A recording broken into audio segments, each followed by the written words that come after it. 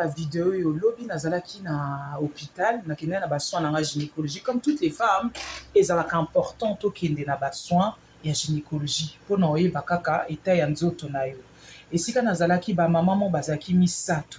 na misato mibale bazalaki na nzemi déjà presque à terme ngai nazalaki na ba soins na nga gynécologie moko azalaki na mokumba te sikoyo na ode naoka na masolo baopesa oyo azalaki na zemi alobi ye aza na 42 ans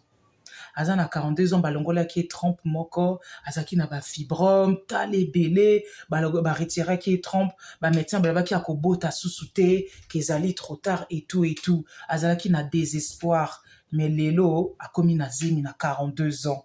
moko mpe alobi ye ngai na 38 ans o mwana ngai ya mibale ngai mpe nazalaki na bacomplication mais nazobota mwana nga mibale siko oyo azalaki na zemi te alobi nga naza na baprocessus na nga naza nano na mwana te naza déjà na 39 ans nakomi inquiète bamama na bebisi ete kozala kaka na foi ali abandi olela ngai mpe naza wana nazoka bonga mpe nabandi olela biso nyonso tobandi olela ezalaki vraiment catastrophe kolela penza en fait douleur ya mamango na yoke on na mutema nanga ali ba mama na pe baki na zemi babandi olela moko azaki mundibu alobi inchallah par la grâce de Dieu kobota kozala inquiète te donc on a que comprendre que baninga nanga miracle nzambe existaka miracle nzambe existaka tozala kaka confiante na nzambe nzambe exaucera baveu na biso nzambe exaucaka makambo nyonso oyo bino boza nango na posa bozala na confiance yango wana en fait j'étais vraiment marquée na histoire ya bamama wana certes olelaki ya mais na retenir une chose si elle a 42 ans balongo ye trompe aboti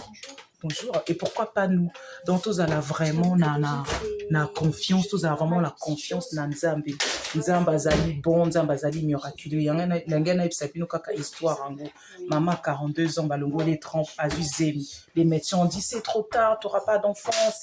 voilà c'est peine perdue malgré son désespoir mais elle avait foi en Dieu elle a cru en Dieu et là elle est enceinte à 42 ans mes amis donc ne soyez pas désespérés voilà je pense que quand Dieu est là, Dieu va agir. Voilà, peu importe le temps, peu importe le moment. Eux, ça dans les commentaires, qu'est-ce que vous en pensez, Bande Konanga? Je vous dis à bientôt, Zali Mouna, numéro 1, chaîne Autobilaka, ma solo Yavi. Je vous dis à bientôt.